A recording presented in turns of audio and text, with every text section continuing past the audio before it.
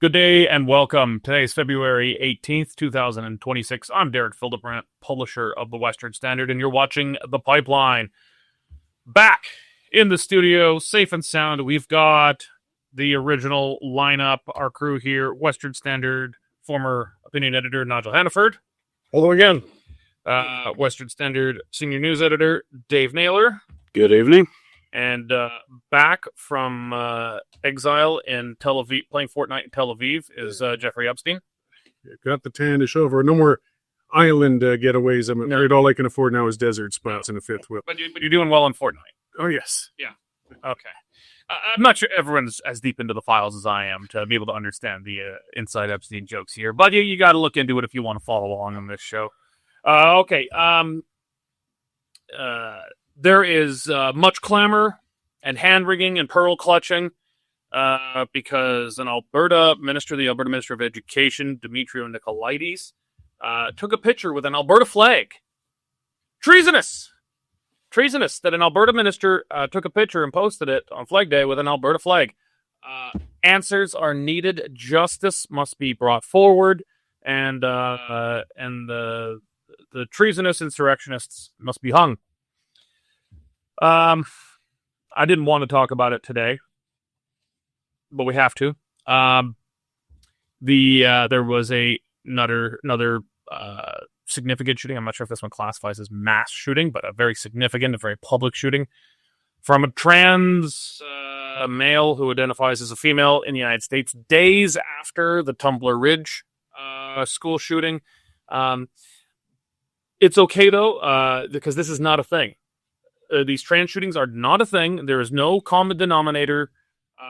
The media, government officials have told us not to worry about it. In fact, what you see, your eyes are lying to you. Not a thing. So we're going to talk about why the media is correct and this is not a thing. Why you should ignore your lying eyes. But first, we're going to start with decision in from the Western Standard election prediction desk. Western Standard is now projecting a Liberal majority government. We're 9 months since the election, so this is a bit of a delayed call. Mm-hmm. Actually, to be fair to myself, I projected they would always get a majority. I think that's been a kind of consensus around the newsroom, more or less. Well, you had a side bet going that they wouldn't, didn't you? I bet that they would get a majority. Yeah. But you covered your bases with me on that one. Yeah, I've always believed they're going to get a majority here from floor crossers. By hook or crook, they're going to get their majority government. Edmonton Member of Parliament Matt Jeneroux crossed the floor just today, Nigel. Matt Jeneroux, to be fair, has always been a Liberal. He was first elected under Alison Redford for the Progressive Conservatives in Alberta, which in many ways was actually to the left of Mark Carney. Many of us kind of sniggered at the time that it was Alberta's first Liberal government. At the time, no one even thought of the NDP. It wasn't really a thing. But it was kind of a good precursor government to the Rachel Notley government. So he was always a left, very kind of left of center progressive conservative in Alberta. Ran federally. I'm not sure which was it under Aaron O'Toole he first came in, and He's been 4 terms. 4 terms. Oh, okay, so he's been around for a bit, but he says he in an interview today. Or a little meeting today, he says he decided he was going to come around to join the Liberals after Mark Carney's speech at the World Economic Forum in Davos. That was, I think, off the top of my mind, maybe I'm wrong, January 20th. I checked my calendar, and January 20th, 2026, believe it or not, is after November of 2025. Off the top of my mind, roughly November 18th or something like that. But so January of 2026 is after November of 2025. 2025 is when he was forced to announce his eventual resignation when he got caught trying to cross the floor to the Liberals. He was already trying to cross the floor to the Liberals. This is extremely well known in conservative circles. That's what he was doing. He got found out. The Conservatives more or less made an offer he couldn't refuse. They're like, you can resign, or we're going to blow the whistle on you, and your floor crossing is going to get mucked, and you're going to look like a bad dude. So he said he needed to spend more time with his family. evidently he's sick of his family, did not resign, and today joined the Liberals, Nigel. So it does, yes. Well, he's not the only one who wanted to spend more time with his family and then changed his mind when his family spent more time with him. I'm thinking of Sean Fraser, Liberal minister. 2 weeks of Christmas did it for me. Yeah, Mark Miller too, and I think you need to all announce their retirement. Everything you said there is quite right, Derek.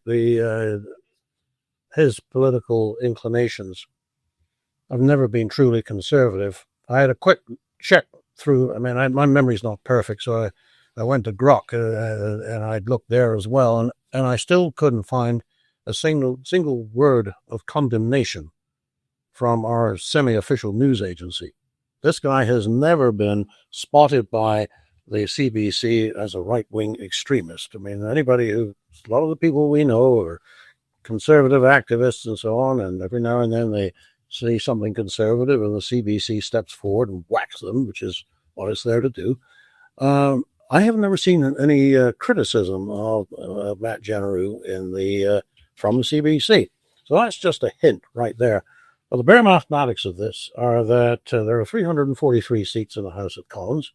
One is the Speaker, so 171 each is kind of an even split. 172 is a very, very narrow majority. And if there are 3 by-elections out there at the moment, if the Liberals win all 3, they presently have 169. If they win all 3 by-elections, they'll have 172, and they'll have a majority of 1. Well, one of those is Chrystia Freeland's seat, which I can't imagine a universe in which the Liberals lose that right now. So that's one. Take that off the table. Yep. One is in Quebec, where it was decided by just 1 vote, and it was proven that Elections Canada had screwed up, and it had to be that election was nullified by the courts. That one's a toss-up. What's the other seat? That's in Ontario, is it? The young. No. What's the Ontario one? Do we know? We don't know. We're going to find out. That's the way we do these things. Okay. But it's extremely close. They might just have the majority in the bag already if they win all 3. The Liberals are doing very strongly in Quebec, so maybe they squeak out in that seat. But that's obviously it's going to be tight no matter what. It'll be interesting to see how quickly Carney calls these by-elections. Normally, political leaders, whether it's federal or provincial, drag it out, and they, legally they have to declare it on a certain day or after a certain time. He may want to call them pretty quick, I would think, to give him his majority. But I think the best comment, he's getting pillaried on Twitter, obviously. The best comment coming from an Edmonton MP colleague, Kerry Diot, who said, "What a jerk," on Twitter, and then quickly realized, all right, I'll take that. How was that too hard? I don't think it's hard. That's the most polite thing I've ever heard him say. I used to work with Kerry Dale. Come on, Kerry. You know it. You know he was a jerk. I'm sure the powers that be in Ottawa said it's too spicy to do that. Well, Pierre Poilievre called it a betrayal, of all the Edmonton Riverbend voters who had voted him in. There's got to be some better process than floor crossing. I mean, Nigel, you've been around the longest. I mean, what about a by-election? If somebody wants to cross the floor, okay, let's have a by-election. See if you still have the support of your electorate. Well, I mean, that's theoretically possible, but nobody ever does it. Okay, but it needs to be a voluntary thing, because I know everyone hates floor crossings when it's from your team to the other team, but everybody loves them when it's from the other team to your team. So, and we got to keep in mind, in our system, at least officially, we don't elect parties, we elect MPs. Otherwise, MPs are already essentially an electoral college for the prime ministership.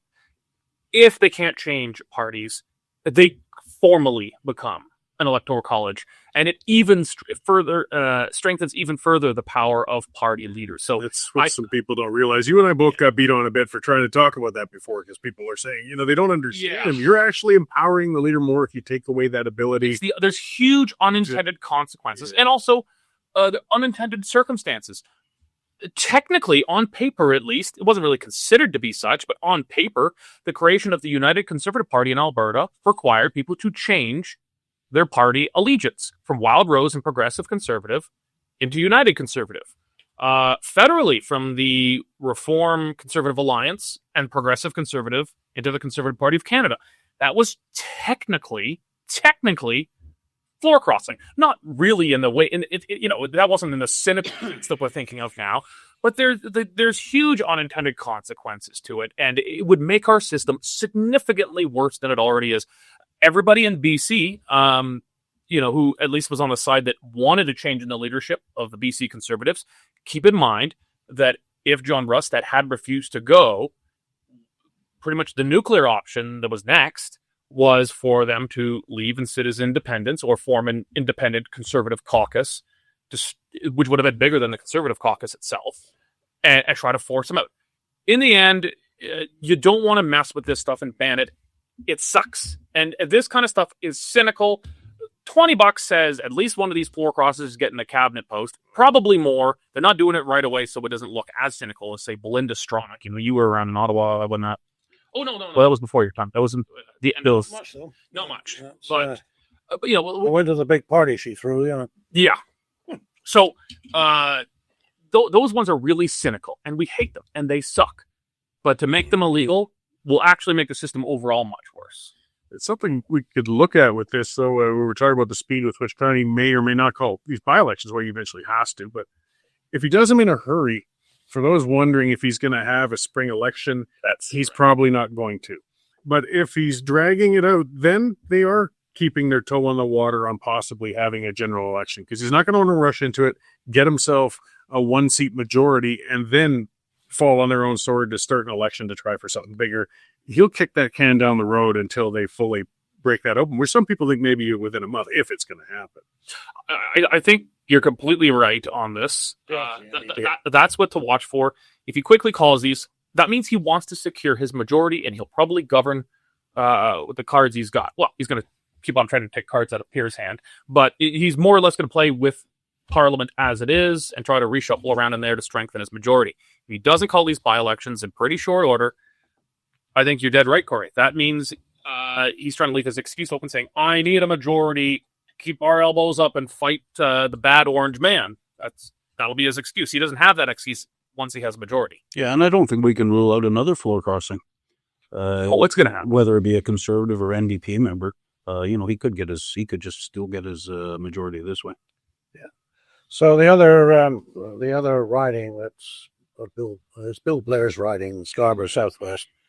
Probably Liberal. Probably Liberal, but back in the Harper days, we owned that Scarborough area too. So and you had Jack Layton running second place over the Liberals in third. I don't think it's happening right now. That's going to stay a Liberal.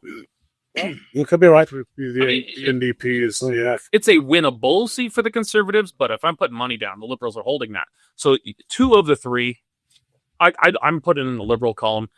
The third one in Quebec. So maybe.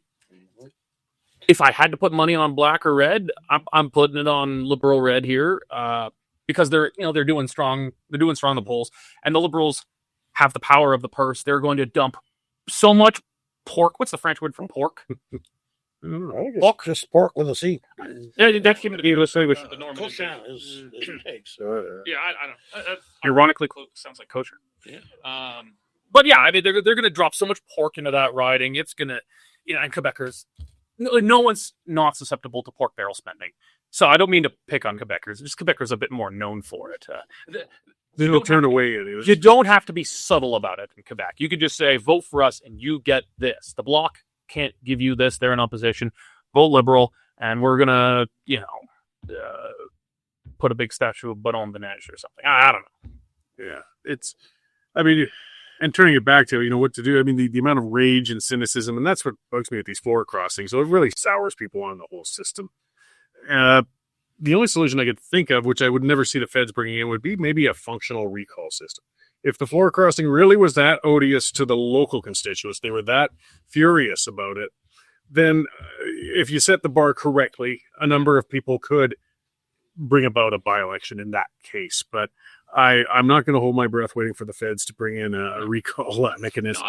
That is the correct way, I think, to deal with it. If we're trying to tweak the democratic system on this, well, you leave it to people to decide. A lot of people say, I'll wait till the next election. We'll see how he does. A lot of people will be pissed off enough, and they will get recalled. But leave it to there, because universally, look on your Twitter thread right now.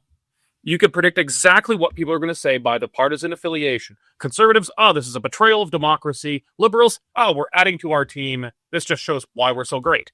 And the exact same thing happens in reverse when liberals go to conservatives. But on X, Jeneroux locked his account too, which says a lot. He's being very cowardly about this. I mean, Yeah. he's hiding from the public and hoping for this to cool down. So he knows he's being unprincipled. He knows bloody well. You know, the thing that strikes me about this, Cory, is that this is 3. What's the matter with the Conservative Party candidate screening system that these people sneak through? Actually, if I'm not mistaken, correct me in the comments if I am, Matt Jeneroux was appointed the candidate without even a nomination. Yeah, by pure So poet. he wasn't just not screened out, he was hand-picked and appointed. I rest my case. So something needs to change. And you got, that's a bit, okay, I don't want to be unfair here, but for the most part, you know what kind of candidates MPs like? Automatons.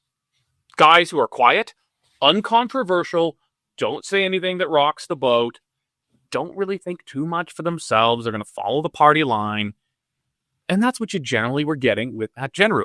But I this is not an original, I read it from someone else today, but, don't be surprised when the other party that likes mindless automatons for MPs offers them something that's slightly more lucrative and prestigious because they're on the government side. You can't be surprised when this is the kind of candidates you're running. So some of this is on Polyev. All true, I'm afraid, but they sure need to do something different. That's like one is a headline, 2 is a nasty coincidence, and 3 shows there's something wrong with the system. So anyway, that's All right. alas. Moving on. Yeah. So, I mean, last week we talked about the Tumbler Ridge shooter. Won't repeat too much, but, we had, Dave, the media was, I say the media, the legacy media, was just, parroting the propaganda coming from the RCMP. It is a female in a dress, which we all instantly, as soon as we saw that, said, that doesn't make sense. A male in a dress. No, yes, but they said it was a female in a dress. The RCMP. The emergency alert that went out said it's a female in a dress. Oh, did it? Yeah, at a school shooting. And I said, that is mathematically improbable because women don't do school shootings. People might call themselves women do with alarming frequency, but actual women don't do that. That's a point inside of the woman's column here. And then we had gun person. We knew what was going on. We figured out, we confirmed it on the ground by like 10:30, 11 o'clock that night. The media still called it gun person, etc. for another day. Eventually, under questioning, the RCMP admitted, it was a biological male, but we're still calling it she because we're respecting pronouns of this mass murder. And then we had just a COVID-style propaganda campaign. But I think this, COVID kind of ramped up the levels of propaganda. This one just went into overdrive right away. So it was in your face. It was, there is no trans shooting epidemic. Trans people are actually less likely to do this because there's less trans people. We're talking about proportions, you idiots. Like, of course there's less trans people. Of course there are more men than trans people, depending on how we're using those words, I guess, nowadays. But there was just this huge propaganda campaign in your face that was just so obvious that I just wonder, like, who are they trying to convince at this point? And then days later, Rhode Island, we have this guy. It looks like, in the South Park episode, Macho Man Randy Savage becomes a trans woman, and he goes in and beats all the women in sports. It looked just like that. This guy had python biceps. Like, the guy is pretty successful weightlifter of some kind. And he goes in and he blasts his family and some other people at an ice rink, another trans shooter. I'm not sure we classify that as mass. It was family annihilation. But just the here, let's just play a quick clip of our favorite far left propagandist. They are layering hate on top of devastation for their own political purposes. As I'm sure you've heard by now, the suspected shooter has turned out to be trans, which actually doesn't fucking matter. Parents. All right, Dave. So, the usual suspects and the whole legacy media just in overdrive. don't know how to handle this now because they just spent days with in-your-face, very unsubtle propaganda that this is not a thing, insisting this is not a thing and you're bigoted for even thinking it. And then it bloody happened again, just days later. It's quite shocking. I direct everybody to go to our watch section and call up a Derek rant that he did last week for about an hour, and he had all sorts of great statistics and whatnot on just how trans shootings are becoming an epidemic. And then just days later, this guy was off the charts, trans, freakish, mental illness. Yeah, he was getting dressed up in sundresses to go to his son's graduation at school and stuff like that. Just awful stuff. He had Waffen SS flat tattoos, as Derek said, on his bulging biceps, and long-term custody battles. He went to the youth hockey rink, killed his wife, killed his one of his siblings or one of his children, wounded another. So Derek was right last week, and Derek's right again. I do love to hear that. Yeah, well, yeah. These things are happening. They are problematic. The United States media, I've been following it a little bit, New York Post, those type of things. They're picking up the transgender shooting thing big time now. They got a big column today saying trans shootings are an epidemic and needs to be addressed. Again, I think it all goes back to mental health. This guy, Nazi tattoos, dressed up, wearing high heels in a sundress. He looks like he's about 240 pounds. He looks absolutely ridiculous. Somebody's got to think mental illness. Somebody's got to do a weapons check. That's racist. I mean, that's part of what's happening with this, though. I mean, the common denominator with these trans shooters, now that we've seen a number of them, they're all crazy. Just to say it bluntly, they're seriously mentally disturbed in the most violent and worst way. They were trying to come to grips with their mental health issues, whatever the heck they were. And it got into their heads what I need to do. And perhaps some counselors might even put it in their heads. What you need to do, obviously, your problem is you're in the wrong body. You need to change your gender identity. So that other fella, gets his dresses, buys himself a pair of jugs, still finds out, no, I'm still unhappy, I'm still crazy, and now I have boobs. And then they flip. I mean, when they realize that's not a cure for whatever their underlying mental health issue was. But, and it gets hard. I mean, we do know some trans people, they're trans people. They just want to live as another gender, and they tend to peacefully do so. But some cases, these are markers of somebody who's got other disturbances, and maybe they're reaching out to try and be trans, thinking it might fix something. Yeah, and it could be a manifestation. There is a lot of mentally unwell people out there. Most of them don't pick up a gun and massacre a bunch of people. Most trans people don't pick up a gun and massacre a bunch of people. But, this trans thing is sometimes, probably not always, but sometimes, it is a manifestation of mental illness. They're not necessarily... We don't know the motivations of these two. We do know one of the ones in the States, it was motivated by trans issues where they shut up a Christian school. The Tumbler Ridge one, we don't know. I'm willing to bet that the one in Rhode Island, probably not motivated by trans. It was just more, again, we don't know much yet, but it was probably more of a manifestation of it, and that there was a clear sign that this person is extremely unwell. Tumbler Ridge one, we don't know enough yet, but at a minimum, their kind of gender outburst is that's a new term. The worst of it is that because there have been 3, there will probably be more.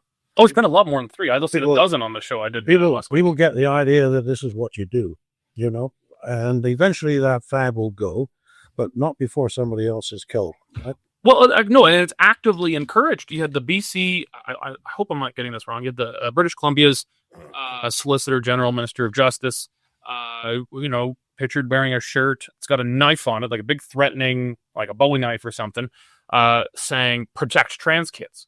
Well, it's a very unsubtle message that, you respect our pronouns and you respect our so-called gender identities, or else violence. Like, this is being pushed by so-called mainstream politicians, mainstream cultural figures, institutional figures. This isn't just they're finding this on the dark recesses of the internet, some left-wing equivalent of 4chan or something. You know, they're being told this by senior elected government officials that, you know, violence is okay if people don't accept you as you now pronounce yourself to be. So I don't know. We don't know the motivations between either shooting yet. Not too optimistic about it, considering how the RCMP outright lied to us literally from the moments that the shooting started, but or the way they handled the Nova Scotia shooting. We will get it from Rhode Island, though. We will. American cops are so much better. Yeah, so we're more likely to get it there. I have zero faith in the RCMP. But at a minimum, people obsessed with violent imagery and who have tried to present themselves now as a woman when they're very clearly not, this should at the very least be a bit of a red flag and be taken that this person is unwell, probably shouldn't have access to legal firearms. You know, another thing that should have tipped them off, having the Nazi tattoos. The guy who did the tattoos probably should have picked up the phone and said, you know, you might want to just run a test on this guy. Well, God knows how long someone's had it. I mean, like, I've known people who were pretty normal and then mental illness set in, and it's subtle, and eventually you can't ignore it, but it's subtle. Who knows when he got it? It's me is some of this denial that was putting people at risk. I don't take offense in knowing the knowledge that the vast majority of these shootings are done by men. I'm a man as well. I know that the vast majority of men don't do that, but when you're statistically looking at the propensity, as you pointed out, men are far and beyond more likely as far as that goes 10 times to be there. And I see the public being put at risk when they start playing games with identifying, especially with a breaking issue. We saw this in Edmonton a little while back with, I think I was still working here full time. I just remember opening that up. They put an alert out, released sex offender, high risk, so on. This woman may offend, assault children and everything.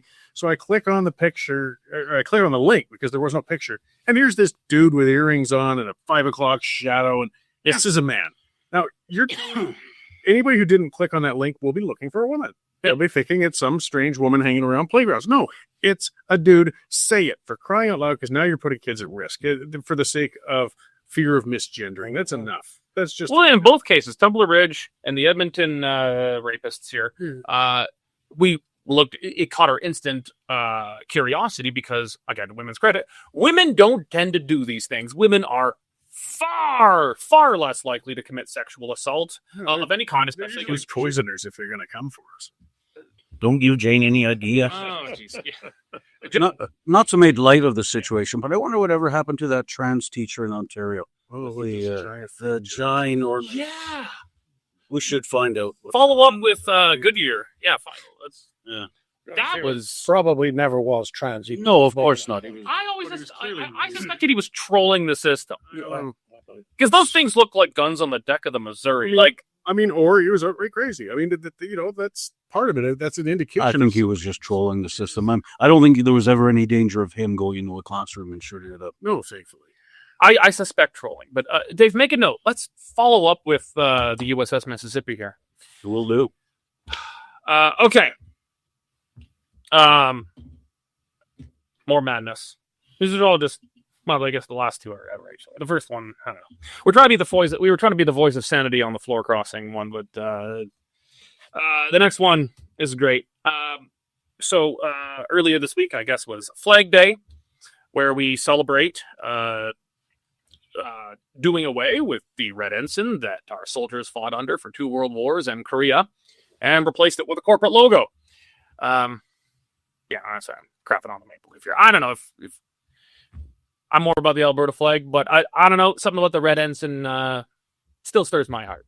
And so it's Flag Day, where in a relatively partisan vote, the Liberals just decided what the national flag was without kind of bipartisan consensus.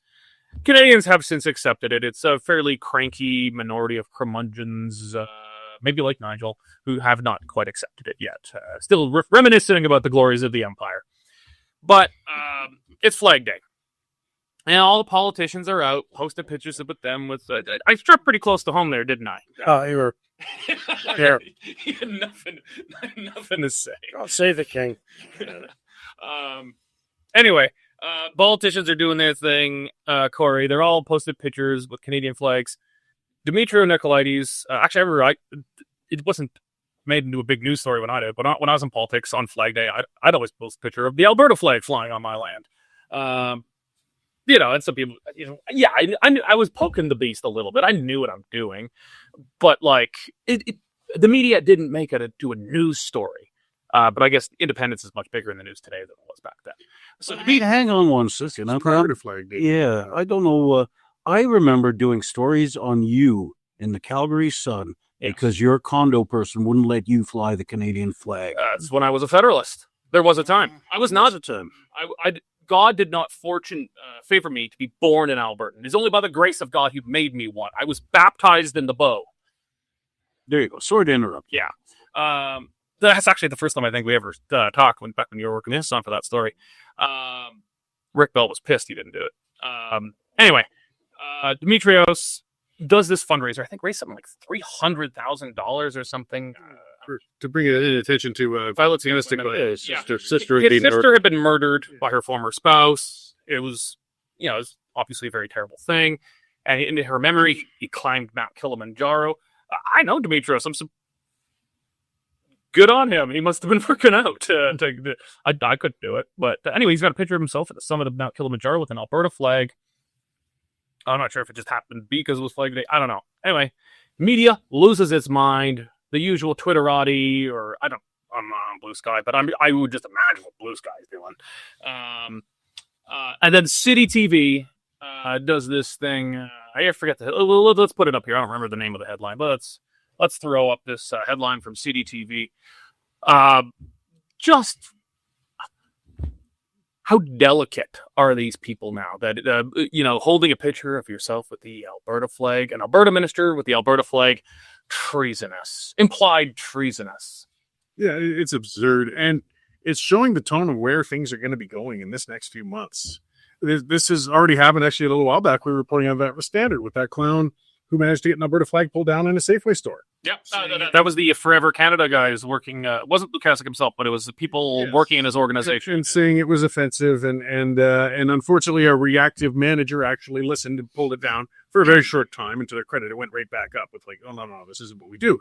But these symbols, they're going to now read in what people are doing. We saw this during the convoy, too. Mm-hmm. We saw them talking actually about people waving Canadian flags. And you watch out, this is an extremist. They're waving a maple leaf.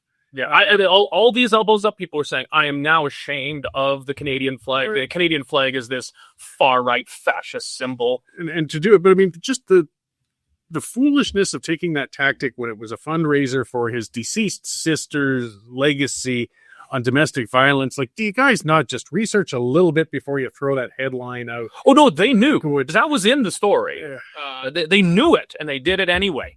And I think it's besides the point. He flew an Alberta flag. Yeah, he's an Alberta minister. I mean, that's what they did. And his flag. Yes. Guys, I know the reporter that did the story very well. Name is Nadia Moharib. She's a good friend of mine. She worked for me for about 20 years at the Calgary Sun. She was perhaps the most loving and generous reporter I've ever worked with. She's the type that would go to the family of a fire who was forced out by a fire. She would cook them dinner the next day and became friends with them. And she just had a heart of gold. Somewhere she lost the plot here. And I told her when I was talking to her, I wouldn't have run the story. I wouldn't have even assigned it. She's been flooded with hate. She's been called, Muslims and all. She's not a Muslim. But that's the tone people are taking with her. So yeah, it was a dumb story. It was a dumb idea to begin with. I don't know why she pursued it. And I think Cory's right. We're seeing now the temperature increasing almost every day. Canvassers for the independence petition are getting harassed. Apparently we had a case of somebody being assaulted, and we're trying to confirm that. Yeah. So it's only going to get worse. Yeah. But I mean, to take something as innocuous. Just dumb move. Dumb move. But I mean, and to be fair enough, that is what the independence movement's wrapping themselves around. There's not necessarily a logo or a party or whatever. You go to any of those signing stations, and it's going to be surrounded by Alberta flags. It's the Forever Canada Federalist one. They had Canadian flags there. Exactly. Good on them. Whatever. But to read that into any time anybody else waves, because that's what they've done. It's now anytime somebody is waving it, they're going to imply that you are an independent supporter, I only wish that every person who was doing that was the case. But it's going to get worse. So we've created this monster. I am reminded of the other story that we had on the front page today, to go back in time with what we call things, but it was your lead story, Dave, about this guy, Mark Miller, the immigration minister. And what is he lamenting? He is lamenting the fact that there is illegitimate media that threaten Canada's social cohesion. And he called out the CBC in particular as being something you really have to fund because it helps to keep Canada together. Now, this story that we're talking about isn't a CBC story. I'd be surprised if they didn't cover it, but it wasn't their breaking story. But certainly the news outlet that did publish it is, by his definition, legitimate media. They've been around for a while. They don't take, they leave the truth alone unless it feeds the narrative. And they got in on this and tried to make it look as somebody who was doing a thoroughly decent thing, was actually an insurrectionist, potentially a terrorist, an independent seeker for Alberta, threatening the social cohesion of the country. So who do you want? Do you want the legitimate media? Or do you want people who actually go suss out a story, find it, publish it, tell the truth? I think, to an extent, on Cory's point, the flags are symbols of both sides. Now, I mean, I think it's possible for someone to be a proud Albertan and want to stay in Canada, and that's fine, and they can have both flags. Some people might be not proud of Alberta. They're kind of ashamed of the redneck stereotype, and they just want the maple leaf. Okay, well, I'm less with you there, but fine. And, some people like me just fly the blue on our land. At least now, Dave. But these are symbols. But to make a big story that it's implying it's somehow treason for someone just to have the Alberta flag, that the Alberta flag now needs to be shunted. We got to take it down the flagpoles for now. This is now a dangerous symbol. They would have never said that to a Quebecer in their two referendums. The Federalist side was always very careful to say, fly the I don't know what you call the Quebec flag, but the quadruple Fleur-de-lis. the quadruple fleur-de-lis. Fly the fleur-de-lis proudly alongside the maple leaf, or you don't even fly it, but stay in Canada. But it's okay. They never tried to denigrate Quebec's national symbols, but these people are very clearly ashamed of Alberta's. They're now a symbol of sedition. Mr. Nicolaides actually took an oath of office to Canada through his oath to the King. Nope, you take an oath to the King, not to Canada. Well, I've taken an oath to the King, but he is the... And he's also the King of Canada. Yeah, so it's not exactly an insurrectionist thing to... but on this oath thing, when people say, hey, you took the oath to the monarch, this monarch there's 11 crowns in Canada. There's the Canadian crown, and then there's 10 provincial crowns. It is an institute, it is loyalty to the crown itself, not to a constituent part of it. You can, if it's done constitutionally or whatnot, there's nothing in your oath that is, dishonest. So either way, I mean, getting back to the flags, one of the things I love about Texas, and there's many things about Texas, but I tell you, you never forget you're in Texas, even in a residential neighborhood when you're driving around, because that Texas flag is everywhere. And they do, for the most part, identify as Texas first, American second. They don't necessarily have a big thriving secessionist movement, though they do have a little one going on there.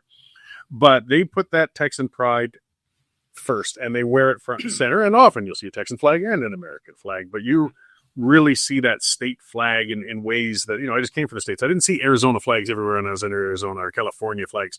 But when you're in Texas, you see that flag everywhere. And we're seeing a little more of that in Alberta. In fact, a lot more. You see a lot more blue flags going on residential streets than you used to see. It's turning into a different kind of symbol, and that does scare some Federalists. And I think that's why they want to try and imply a little shame, or just to remind people, maybe you shouldn't be flying that right now. And I think it'll have the opposite effect, though. That's other people say, screw you, I'm going out to buy 2 more off Amazon and run them up in front of my house. Just want to give a quick plug to Cabinet Minister Todd Loewen. He also made the trudge up Kilimanjaro. Oh, okay. But he's a little less surprising. He's He's an outfitter and a big hunter and stuff. Demetrios is a bit more of a city boy. So, okay. This reminds me. I'm not going to announce anything here, but I think I want to run some kind of flag program. I want to run a flag program here. I'm going to do something. This is not an announcement, but Mark, this is maybe this is the larvae. It was 2:00. All right, there we go. All right, Nigel, Cory, Dave, thank you. Parting shots. Maybe. Oh, jeez. Okay, well, fine. Go ahead. We got to be short. We're short on time. Okay, parting shot tomorrow night, 6:45 p.m. Danielle Smith addressing the province. You can bet it's going to be on immigration and how Alberta wants to tighten up the number of immigrants coming here. You can watch it on the Western Standard, 6:45 tomorrow night. Do it, Danielle. Do it. You know what I'm talking about. All right, Cory. Well, following up on that, I've been hearing a lot in the news about how Calgary's had a record number of accidents, a record number of fatalities on the roads, and now with some people, including Farkas, saying we should bring back more photo radar to fight it. One thing, and I drive a lot. I spend a lot of time on the road, in the city and out. And this is anecdotal, but I tell you what, when it comes to winter driving conditions, the people having the hardest time with it tend to be new Canadians. You can tell. People not from winter countries. And to be fair, after a couple of years, they might be brilliant drivers. It takes a little bit of time to get used to driving in that sort of condition. It's a special sort of skill. But if we're really going to address the issue, grab a pair of knackers and point to where a lot of the problems are really happening with winter driving accidents, instead of thinking that sticking up some photo radar thing in a construction zone is going to change it. Jeremy knows better. I remember him campaigning against photo radar. It was like, that was a big Wild Rose thing back in the day. It doesn't do anything. It's a money grab. It's a money. If you're going to be honest with it, fine. Put them out and just say it's a money grab. Put a sign next to it. It's a driving tax. Yeah. All right, Nigel. So delighted to see that Don Cherry is getting the Order of Ontario. I'd like to buy him a drink, but who I'd really like to buy a drink for is the guy who got him on the list to receive the Order of Ontario. That was a good thing done. I don't know who that is, but Order of Canada next, please. Yeah, time's running short for that. Well, if he doesn't get it soon enough, maybe he gets Order of Alberta. Okay, not enough time for me, so we're gonna pull it there. Nigel, Dave, Cory, and John running the show. Thank you very much. And thank all of you for joining us here today. Remember to support the work we're doing. Go to westernstandard.news, click on subscribe. It's only $10 a month or $100 a year for unlimited access to all Western Standard content and to support the work that we are doing here. Thank you very much for your time today, and God bless.